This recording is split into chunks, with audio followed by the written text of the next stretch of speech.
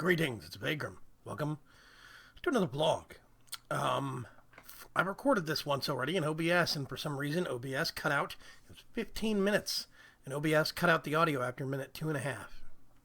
My hands weren't even at the keyboard. I don't know what happened, but it's a problem that's been developing a lot for OBS. So this is going to be recorded in a different way. I'm actually using the webcam software that came with my Logitech's 920C.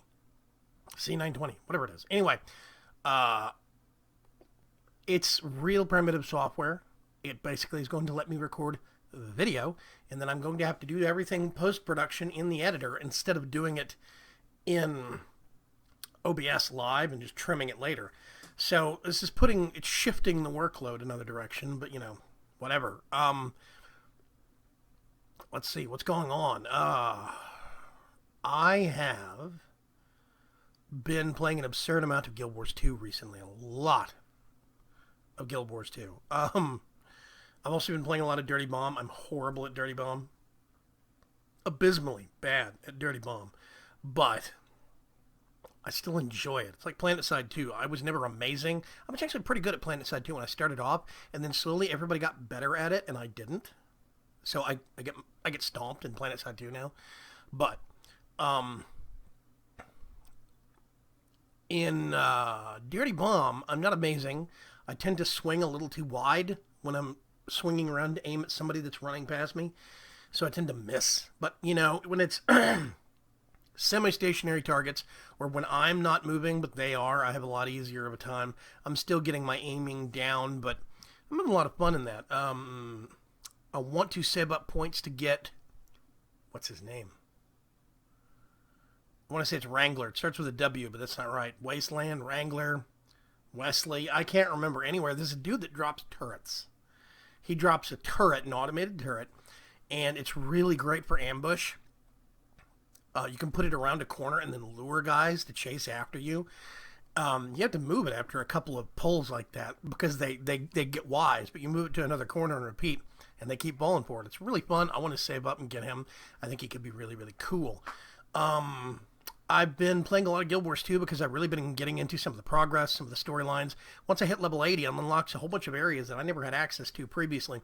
And I've really been having a lot of fun in Silver Wastes and Dry Top. They are really amazing zones, so well made. Silver Wastes has this reoccurring zone-wide event that happens every couple of hours. Dry Top does too, but the one in Silver Wastes I've been pretty enamored with because it's basically this massive plant-based force that is invading. They are heralds of the army of a dragon called Mordramoth, and apparently Mordramoth is going to be the main dragon we fight in Heart of Thorns, hence the plant theme. He is the green dragon, basically, the plants and nature kind of evil dragon, and Silver Waste is this kind of desert space that used to be a jungle, but slowly it's been ravaged by some mysterious force. Well, it turns out that force was probably the great dragon Mordramoth. And he now uses Silver Waste as a staging ground to try and push out into the rest of Tyria. And so there's a lot of these plant-based, kind of weird-looking monsters that are very tough. They hit very hard. They have a lot of hit points. So I've been using it as a testing ground for a new build from Engineer. I put a video out on this yesterday. Kind of a tanky flamethrower build. The flamethrower juggernaut, basically. And it takes advantage of a lot of buffs, a lot of elixirs, uses the flamethrower as the primary weapon. And my survivability has skyrocketed. Absolutely skyrocketed. It's amazing. I've really been having a lot of fun using that. So that's been very, very cool. That being said, I'm still, I still like the condition-based build that I had before, but that one was a lot more squishy, and I had to kill stuff before it got to me with the new flamethrower build. The Juggernaut build, if I can just walk right up to something and just start burning them and setting fire, move around a little bit to pick up some of the first aid packs that the build drops, and I can sit there and just take it. I've done 2, 3, 4 mobs at once. I've killed 2 veterans at once. I almost killed a champion by myself. Almost. I see that as an accomplishment. I didn't actually kill it, but I got it down to about less than 20%. Close. So yeah, that's what I've been doing primarily. Let's see. What else have I been doing? Today I've been spent the time catching up on some of my friends' videos from my fellow YouTubers, like Dark Preacher and A7X Shadows. I'm going through and rewatching some of the Ark Survival Evolved content that Purple Mentat and Bebo were putting out. I keep getting people trying to convince me to play that game, and there's parts of it that look fun, but there's other parts of it that seem like massive grind and tedium. Like, oh gosh, the dino taming system. It can take several hours just to tame one dinosaur. It's not my speed. That sounds boring. I think it's weird that they've devoted a considerable amount of game mechanics towards poop. Maybe I'm fecal phobic, whatever, but it's still the fact that I think that's kind of absurd. That seems excessive and kind of silly to me. So, there's other parts of it that absolutely fascinate me. The base building, riding around on the dinosaurs. I just don't want to actually take the time to get the dinosaurs. So it's kind of a 50-50. About half the game appeals to me, half the game repulses me. Don't know. It's weird, but I see a lot of my friends are playing it and having tons of fun with it. The other half of my friends are playing Terraria, because Terraria 1.3 patch just came out, and it's all this new content. The trouble is, all of them want to actually play on hard mode. And that's, or what is it, expert mode or something like that? It's like hardcore plus. And that's not my speed. That's not my thing.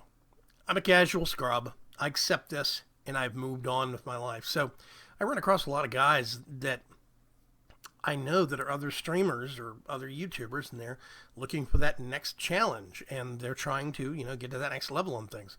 So basically what that means is that I'm constantly lacking someone that is on my casualness level to team up with. It's always, these hardcore, hard mode, professional, nightmare mode, whatever kind of people. And I'm not going to even attempt to try and keep up with those kids. Oh gosh, I really do want to start my own kind of group called the League of Ordinary Gamers. I think that could be a thing. I think that could be just LOG for short. I think it really could be a cool thing. You get a whole bunch of people that aren't amazing. A whole bunch of people that aren't, basically like a whole bunch of casual scrubs like me. I think that could be funny, Yeah, anyway. I have been doing a lot of that, catching up on videos today.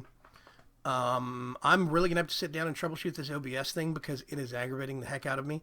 I had this nice scene laid out that had a green screen up in the corner, and I was down in the other corner, and I had it all laid out, and it just didn't.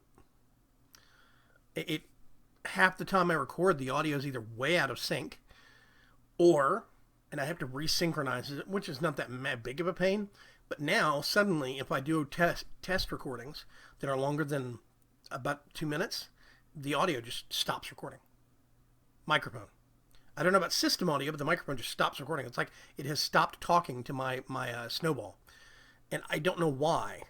I got an update to some plugins about a week and a half ago. And it wasn't even a critical plugin. I'm trying to think of what it was. It was maybe it was like one of the titler on-screen text things. Some plugin updated about 2 weeks ago, and it wasn't even OBS itself updating. That was just a plugin updating, and the rest of it has been buggy as crap ever since, and I don't know what to do. So, yeah, I did use it for vlogs. I moved away from XSplit because XSplit just proved to be not worth the subscription fee. But now it's getting to where there's not a... It's like, okay, if you look at the development of OBS project, obsproject.com, or is it project OBS? I can't remember. OBS...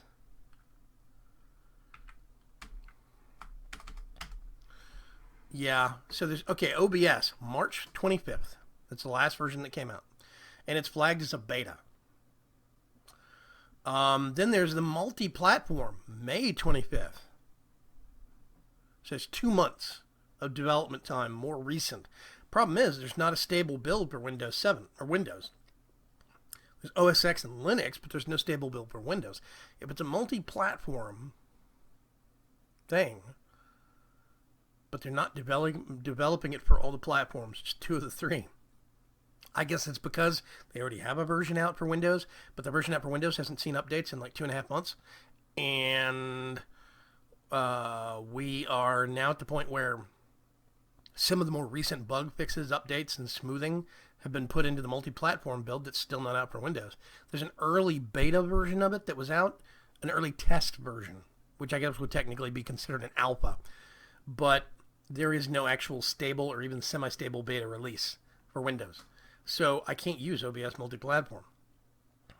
At least I don't think I can. I might try the test version to see how useful it is, see how stable it is. But right now, OBS itself is just, it's not doing it for me. It's a pain in the butt. But I can't go back to XSplit because that costs per month, and I really don't want to do that. Yeah. I don't know what I'm going to do. I'm going to test this and see how this program works. Logitech webcam software. It is amazing and stellar in that it just records the video. There's no effects. There's an effects button that is grayed out. Can't figure out how to turn it on. But yeah, I don't know. We'll figure it out. I guess I'm just going to have to move on from that. But I'm really hoping I can get that ironed out. This weekend is Minecon. And yesterday, on Saturday, July the 4th, happy 4th of July to all my American friends, by the way. At Minecon, they dropped this note, Microsoft dropped this note, well, Mojang did, about, we have Windows 10, a Windows 10 version of Minecraft that is going to be free in the App Store, the Windows 10 App Store, if you already own Minecraft, otherwise it's $10. And it will work with Minecraft Pocket Edition. It's got a maximum limit of 7 other players, so 8 players total, on multiplayer. That's the maximum number. You can play over a LAN, does not require a server.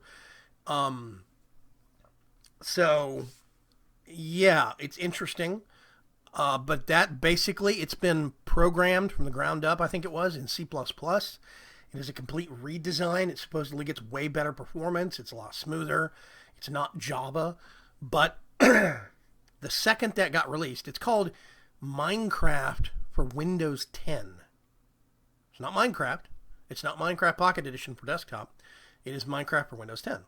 And it's getting to where now they want to have that as it's a universal app, which means it's the same app that's going to run on Windows 10 for desktop as it will on tablets for Windows 10. It's supposedly going to be the same version that's going to end up running on Windows phones that run the next version of Windows Phone OS, which is like basically, I think, Windows 10 modified. It's going to be the same program version that is going to run on the Xbox One and the Xbox 360, supposedly, or at least on the Xbox One. So they're trying to make this kind of like universal app for those platforms. And I get that. You got so many people now that are actually picking up Minecraft Pocket Edition and just using it as kind of an impulse, step into this little world, do something. They can, if you're on the same LAN network, you can, join up with your friends real quick, impromptu. You both step into a map and hack around on something, build a castle, whatever. Minecraft Pocket Edition is actually very big. It's a lot bigger than most desktop Minecraft players will acknowledge. And that bothers me, but that's not that big a deal. But the second this Minecraft for Windows 10 edition got announced, everybody basically started crying that the sky is falling. All the modded people. I don't know about vanilla, but all the modded people started crying that the sky is falling, the sky is falling. Because this means they're going to switch over from Java to C++, and that's going to make the game unmoddable. Now, I've already talked to a lot of other people that I trust in terms of their opinion about programming. There's a couple of people that I absolutely know have some of the biggest, baddest black belts in Minecraft modding and programming that have stated that it's not true that it's unmoddable. Fiber Optic has commented on Twitter that he got Minecraft Pocket Edition for his Android, and he pulled it off and onto his desktop and basically took it apart. And what he discovered was that they left the symbols library in there. Now, I don't 100% know what that means. I will acknowledge that. But basically, them leaving the symbols library in there means that it's actually possible to reverse engineer some things and develop code that would allow you to hook into the actual game and make an API, which means you could actually hook into that version of Minecraft Pocket Edition and actually do modding. It's possible. Now, it's not going to be as flexible as Forge, no, but it's a start. So, it's this thing where Microsoft is saying, no, this is just a separate track. This is a parody version of Minecraft Pocket Edition. This is not the replacement for desktop. Where everybody else is saying, Microsoft is lying to us, this is the replacement for Minecraft Desktop. They're just going to obsolete the Java version and quit updating it. And I'm getting tired of them, all these people constantly trying to spread panic. It's not that big a deal. We'll adapt. We'll move on. The community will survive one way or another. I do not think it's as dismal as they say it is. So that was a whole bunch yesterday evening. It got to where I couldn't hang out in IRC, and I really didn't want to talk to anybody on a whole chunk of people on Twitter because they were going on and on about this. Even the Minecraft Reddit thread was all over. They had this one thread about that announced this new version of Minecraft for Windows 10. And everybody leapt into that thread on Reddit and started just going hog wild about it. Well, this is going to be the death of Java version and all this stuff. Some poor Mojang employee stepped in and tried to assuage fears and give some concrete information where they could. Of course, they cannot say concrete will never kill off the Java version because they don't know. They're not allowed to say that because it's a PR thing. So them saying that and then Microsoft changing the rules or changing some part of their long-term plan would make everything look bad. So, of course, they're not going to say, no, we'll never kill off Java. But they said it's not in the books. That's not on the plan right now. And it won't be for the foreseeable future. That wasn't good enough for people. They still think that Microsoft and Mojang are lying to them now. And a lot of people started attacking, basically, this poor Mojang employee talking about, why won't you tell us the truth? Why are you lying to us? And stuff like this. I felt real sorry for the guy. Community rep steps in to try and give some productive information, and everybody puts on their paranoia tinfoil hats and starts attacking him. There are a lot of points lately where I have been let down by the modding community because of attitudes like this. There is so much drama and vitriol and just, pent up aggression and so much paranoia. It gets to where it is too much to a point. I just want to turn it all off and just do my thing without talking to that community. I love talking to the mod authors, or at least I used to, but it's getting harder and harder to do that because of nonsense like this. There's all of this brouhaha over Forge and Minecraft 1.8. Now there's even more of a turnover, or just as much of a turnover of, aggravation in terms of 1.8 and 1.9, because now there's even bigger changes in 1.9, and they're changing some of the stuff they changed in 1.8. But then you've got a whole bunch of other people that are pushing to say, no, we have to update to 1.8. That is our duty. We've got professional modders, professional in terms of skill level, that have just now figured out how to really code for 1.7.10, how to make it sing, how to make it perform. Why can't we sit on that for a while and just play that? Why do we have to upgrade? This stuff is beyond me. I don't understand it.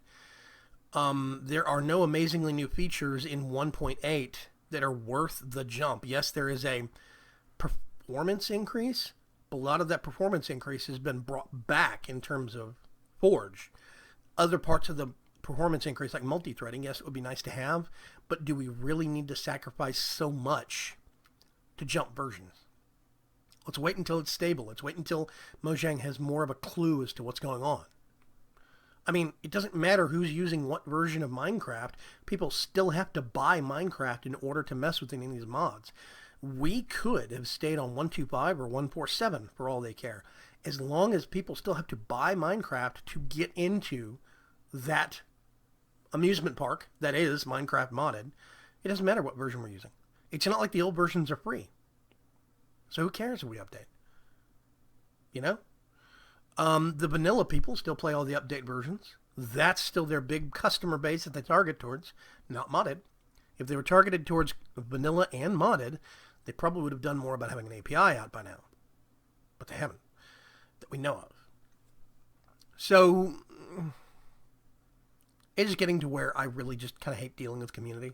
There's so much negativity flowing around in it. There's so much personal vitriol, so many little battles, so much, infighting between this modder and this modder, and oh god, did you see what Lex did on Forge forums today, or whatever. I don't know. Anyway, I'm going to get back to trying to figure out what's wrong with OBS. If anybody has any tips as to why suddenly OBS hates my microphone, I'd love to hear it. I will talk to you later. Bye.